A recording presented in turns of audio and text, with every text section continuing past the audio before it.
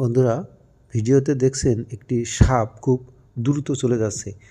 এই ধরনের ভিডিও করতে গেলে আপনাকে কিন্তু বেশ সাহসী হতে হবে।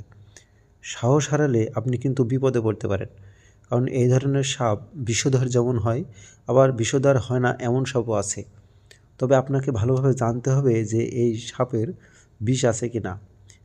বিষ থাকুক আর না থাকুক, সাপের কাছাকাছি গিয়ে আপনি যদি ভিডিও করতে চান, সেই ক্ষেত্রে কিন্তু আপনাকে একটা ঝুঁকি নিতেই হবে।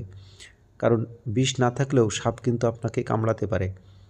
কারণ ওরা যদি বোঝে যে ওদের জীবন ঝুঁকির মধ্যে আছে, অর্থাৎ আপনি ওকে ক্ষতি করতে পারেন বা আক্রমণ করতে পারেন, সেই ক্ষেত্রে ওরা কিন্তু উল্টো আপনাকেই আক্রমণ করে বসবে।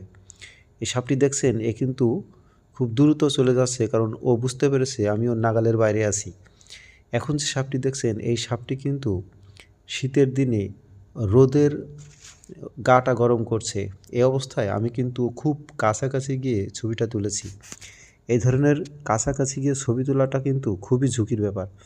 কারণ ওরা যদি হুট করে আপনাকে দেখে ফেলে, তো সাথে সাথে আপনাকে আক্রমণ করে বসতে পারে। কারণ ওদের কখনোই চাইবে না যে ওদের জীবন ঝুঁকির মধ্যে পড়ুক। সাপেরা সাধারণত আক্রমণ করে নিজেদেরকে রক্ষা করার জন্যে। হয়তো ওরা ভেবে ফেলে যে হয়তো দেরি করলে উল্টো মানুষ ওকে আক্রমণ করতে পারে। সেই কারণেই মানুষ তার উপরে চড়া হওয়ার আগেই সে লাফিয়ে এসে কামড়ে দেয়।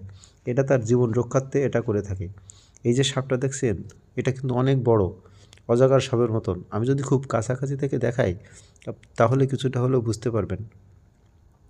এরা কিন্তু খুব হিংস্র হয়ে থাকে। আপনি খুব কাছাকাছি গিয়ে যখন ছবি তুলতে চাইবেন, ও যদি সেটা বুঝে ফেলে, তাহলে কিন্তু নিশ্চিত আপনার উপর আক্রমণ করবে। তাই এই ধরনের ছবি তুলতে গেলে আপনাকে অবশ্যই কুশলী হতে হবে এবং সাহসী হতে হবে। সাহস হারালে আপনার কিন্তু সমস্যা অবধারিত।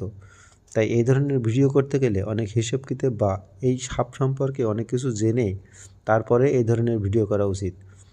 এদের সম্পর্কে না জেনে এদের কাছাকাছি না যাওয়াই ভালো। আমি যেখান থেকে এই সাপের ভিডিওগুলো করেছি, এখানে অগণিত সাপ আছে।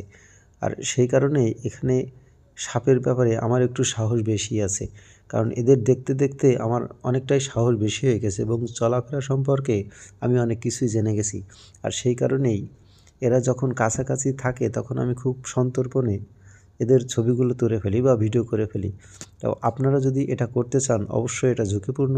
তাই খুব সাবধানতার সাথে এটা আপনাকে করতে হবে। না হলে কিন্তু আপনিও ঝামেলায় পড়তে পারেন। তাই এদের কাছ থেকে যত দূরে পারেন ততই ভালো। আর যদি ছবি তুলতেই চান, সেই ক্ষেত্রে ভালোভাবে জানাশোনা করে তারপরে এদের কাছাকাছি যাবেন। কারণ কোন সাপটা বিষধর আর কোনটা বিষধর নয়, এটা জানতে হবে।